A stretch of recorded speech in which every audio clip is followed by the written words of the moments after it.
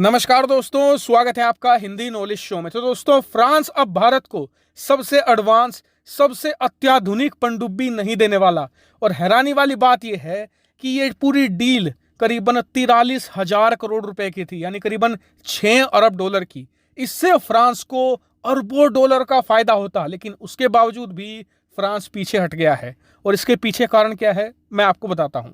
दरअसल भारत ने अब से कुछ साल पहले एक डील निकाली थी जिसका नाम था प्रोजेक्ट P75I। और इस डील के तहत भारत 6 नई पनडुब्बी लेने वाला था। ये कन्वेंशनल पनडुब्बी होने वाली थी।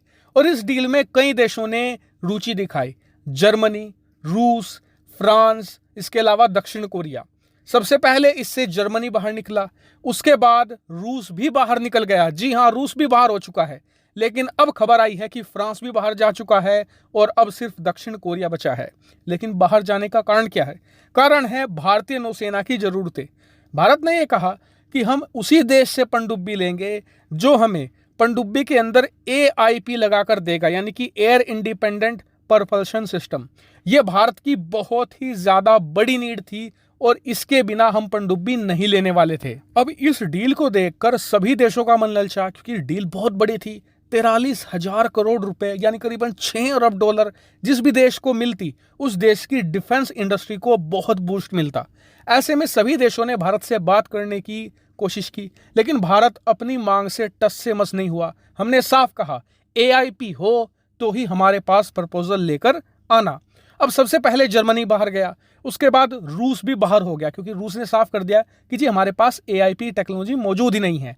अब उसके बाद अब फ्रांस भी इस डील से खुद को बाहर ले गया है। फ्रांस ने कहा है कि जी हमारे पास AIP टेक्नोलॉजी मौजूद ही नहीं है, हम आपको कहां से दें। तो अब आपका सवाल होगा कि चलिए, तो समझ में आ गया, लेकिन अब मेन मुद्दा यह है कि भारत पनडुब्बी लेगा किससे। तो देखिए, इस डील में अब एक ही देश बचा है, वो है दक्षिण कोरिया। और अच्छी बात यह है कि जो उसके पास पनडुब्बी है ना, जिसका नाम है KSS-3, उसमें AIP टेक्नोलॉजी मौजूद है। भारत उससे पनडुब्बी ले सकता है, लेकिन अब उसमें भी एक मुसीबत है। जो ये दक्षिण कोरिया की पनडुब्बी है KSS-3, इसमें VLS नहीं है, यानी कि वर्टिकल लॉन्च सिस्टम नहीं है। अब ये क्या है, स्क्रीन पर आप देखिए। ये कुछ इस तरीके से मिसाइलें लॉन्च नहीं कर सकती। जो वर्टिकल मिसाइलें होती हैं, ये उससे हमला नहीं कर सकती। ये भी एक मेजर ड्रॉबैक है। ऐसे में भारतीय नौसेना अब फंस चुकी है।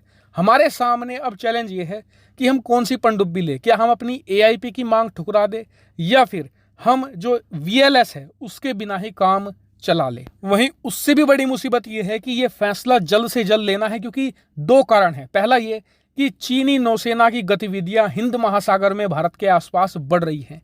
इसके अलावा ये डील बहुत लंबी खिंच चुकी है, इस वजह से लगातार इसकी कीमत भी बढ़ती जा रही है।